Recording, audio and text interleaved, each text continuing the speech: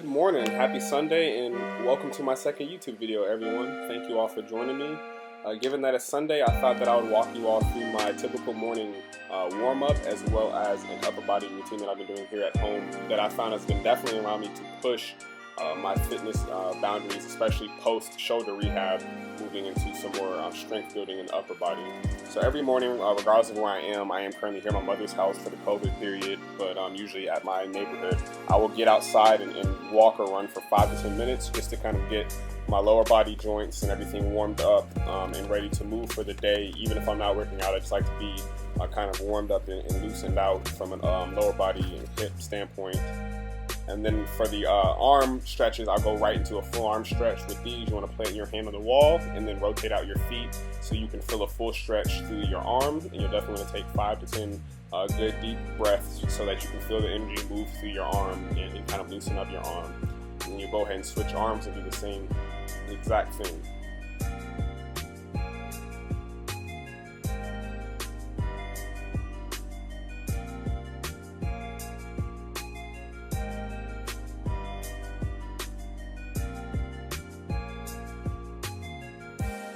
And then after, I go right into some static full arm stretches, again just warming up the arm and starting to activate some of the shoulder joint muscles and tendons to get them loosened up so that we can hop right into an upper arm and upper body workout in roughly 10 to 15 minutes. But you definitely want to spend a good 10 to 20 minutes warming up first. So after, I go right into some shoulder circles, about 10 seconds in the forward direction and 10 seconds backwards. These warm up and activate your rotator cuff muscles, which are stabilizing muscles for your shoulder joint and are crucial in upper body, just upper body function, and definitely when it comes to working out your upper body.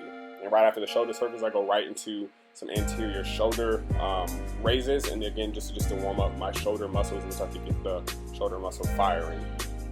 The best addition that I've made to my warm-up regimen each day has been adding the banded shoulder and upper body warm-ups, and these have been great. And I really wish I would have known about them before I tore my labrum, because again, warming up your muscles, particularly your shoulders, are crucial when you're about to work out your shoulders, and especially with high weight or high load. So you definitely want to warm up your shoulders, and I found that this has made a night and day difference in my fitness performance, as well as my overall recovery and overall feeling. So after those lower rotator cuff warm-ups, you want to go into some full arm banded chest stretches, and these definitely just open up your chest, open up your arms and your upper body, again just preparing it for the workout that is to come. But these have been, again, a fantastic addition to my warm-up regimen. It's really saved me a lot of tightness and a lot of recovery time. It's been really crucial for my recovery, especially given that I am rehabbing from my shoulder surgery. And then lastly, with the banded warm-up, I will go into some full rotator cuff stretches. Again, these fire and activate your rotator cuff muscles, preparing them for the upper body workout that is to come. So I do about 10 of these and really try to get through that full range of shoulder motion, so I can feel for any tightness or any impingements, and just make sure that my rotator cuffs are firing properly for the day, especially again given my post-surgery rehab. But would highly recommend again getting a band where you can go ahead and do some upper body stretches. I think it will make a drastic improvement to your performance and your recovery. So after my warm-up, I go right into some core work. I've been doing core for a good 8 to 9 years, more days than not now, so I definitely want to continue that from a maintenance standpoint and actually looking to thicken my abs some. So with core, I start with a good Superman stretch or hold. This is great for warming up your LPHC complex, which is essentially your hip complex, really opening up your hips and your pelvis, and essentially ensuring that everything can fire properly from a hip and lower body standpoint. So after that, I'll go into some ab crunches. Again, these are just to kind of warm up and activate my front abs. And again, your core is not just composed of your front abs, the transverse abdominis and the rectus abdominis. It's also composed of your back abs and the muscles on the back side, or especially around your hip area. So you definitely want to get those warm up and activate those with these ab exercises. After warming up my abs, I go right into some weighted work. Again, I want to put extra load or extra weight onto my abs to increase the intensity, because my goal is again to thicken my abs and not just cut them down to see the definition. So I definitely here want to focus on going slow and really squeezing my abs here and using my abs to lift the dumbbell instead of using my upper body to lift the dumbbell. And you definitely want to keep your knees and your lower body as tight and as stable as possible so that you're letting your abs do the work. And with this exercise, I love to superset with reverse crunches, but you can definitely break these up into 2 separate exercises. But I love to superset with these reverse crunches, which definitely work your lower abs. Here you want to think about tucking your tailbone up and not using your legs to tuck your abs, but using your hip and your pelvis and rolling your tailbone in to initiate this move. So all the work needs to be isolated to your abs here. After, I'll go right into some bicycle crunches for about 45 seconds, and I try to do 2 sets of these. Here you definitely want to go slow and focus on maintaining tight squeeze in your abs for the entire duration of the exercise. And you definitely, if you can't get up to 45 seconds, definitely just get up to a point where you feel that burn and try to push through that burn as far as you can.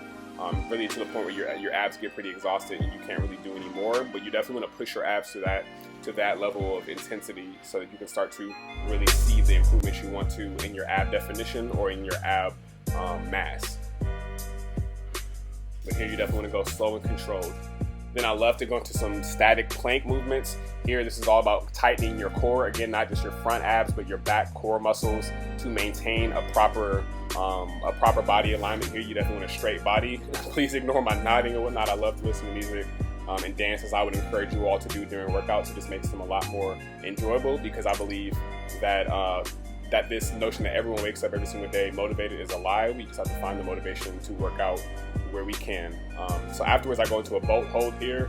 Again, sorry for the dancing, but definitely just want to focus on keeping a tight core here, both front and back, and maintaining that form for as long as you can. After, I go right into my shoulder stabilization work. This is great, especially given my post-surgery rehab. Definitely want to make sure my rotator cuff and my shoulder is stabilized and that everything is firing appropriately. So with these, I like to get a light band and really focus on keeping my hands as far away from each other as I can for the entire exercise, and really just keeping tension in that band. So you're not wanting to let your hands be close and basically the band is hanging down, but you want your hands to be wide apart. You definitely want to be slow and controlled with the movement, and you want to maintain tension within the band for as long as you can. You'll definitely feel a burn in your shoulders here, but that is the point. We're definitely looking to build the stabilization and endurance within your shoulder and your rotator cuffs. So definitely take those slow and controlled. After 2 sets of those, I go right into more banded shoulder stabilization work. Using the same band, I now do some banded walkouts. So you want to, again, keep tension in the band, so you don't want your hands to be too close together, but still pretty much body width apart. And then you want to walk them out slowly while maintaining tension in that band, and really taking your time to focus on the form here and not so much the repetitions, because you will definitely feel the burn here, but the burn is good and we love the burn, and it really tells you that you're doing the exercise appropriately. So just try to push through the burn as far as you can, but you're definitely not wanting to push to the point of hurting yourself.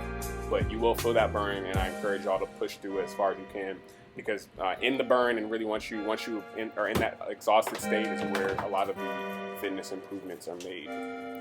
Next, for the second to last stabilization work, I do some resistance band external rotations, really about 12 to 15 sets, focusing on, again, strengthening my rotator cuff and building up that endurance again in both shoulders. And with these, you again want to go slow and controlled and really isolate the tension to your shoulder. You want to be using your shoulder and your elbow as somewhat of a lever to turn out and externally rotate your rotator cuff.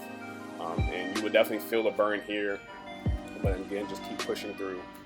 After those, the last stabilization work I do are shoulder taps. Again, you want to spread your feet further apart than you would during a normal push-up to stabilize your entire body. But here you want to go slow and controlled and really try to emphasize your shoulder being stabilized by your rotator cuffs here. And again, just slow and controlled here. You really want to work each shoulder. After the stabilization work, I go right into my upper body workout. I go right into push-ups here, and so push-ups for me are definitely great to build my strength back. They're fantastic. They can be fantastic shoulder, tricep, bicep, and of course chest activators. So for here, I'm definitely looking to push my chest more so and just build up my repetition with my push-ups as much as I can. I'm able to get to about 20-25 right now, but again, this is all post-shoulder recovery. So after the push-ups, I definitely go right into some resistance band work.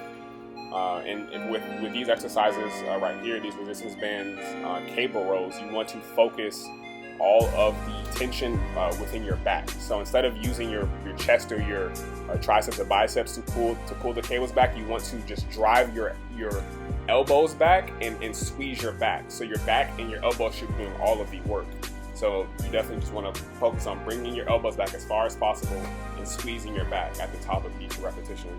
And that will definitely put all the tension in your back, and you should feel that squeeze in your both in your posterior shoulder muscles, so your back shoulder muscles, as well as your back muscles. And you definitely do those slow and controlled. I go for 12 to 15, but really it's until you can't do anymore, because resistance bands there's very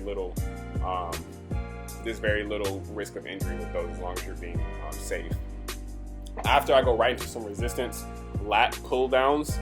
These are fantastic for working your lats. That's what I've found. The key to engaging your lats here is to keep a straight arm and to lock your elbows out, so that you can just pull your fist down to your sides as far as you can, and really just focus on your lat muscles, which are really more so in your sides and closer to your back. But you definitely just want to pull those back with a straight arm, keeping your elbows locked, and really isolating all the tension to your lat muscles in your back.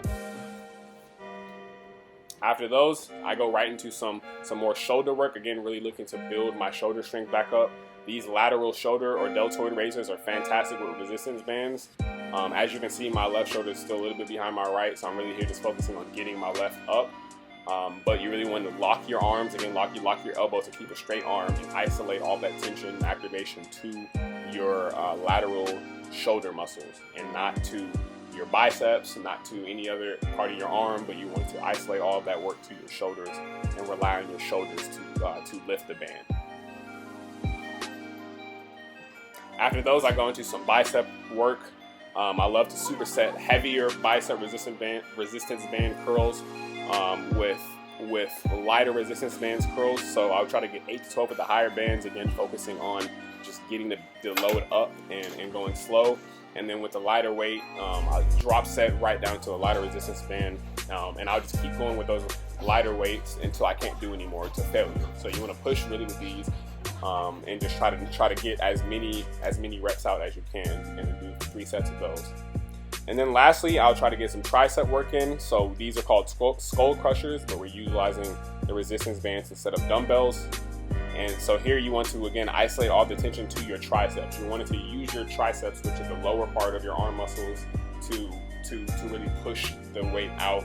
And you're wanting to use your elbows as the bending leverage point. You're wanting to allow the weight to pull back at your elbows and build your arms back at your elbow point, but then use your tricep to extend out again and really push that weight out using only your triceps.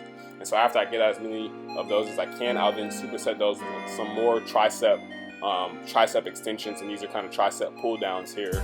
But again, trying to maintain proper form and really isolate my triceps only to activate this exercise. You're again wanting to bend to use the elbow as a leverage point to bend. So yeah, that is a look at my normal daily stretch and upper body workout. I really appreciate you all tuning in on this Sunday. Definitely stay tuned for more videos to come, and feel free to reach out if you have any questions or concerns. All love.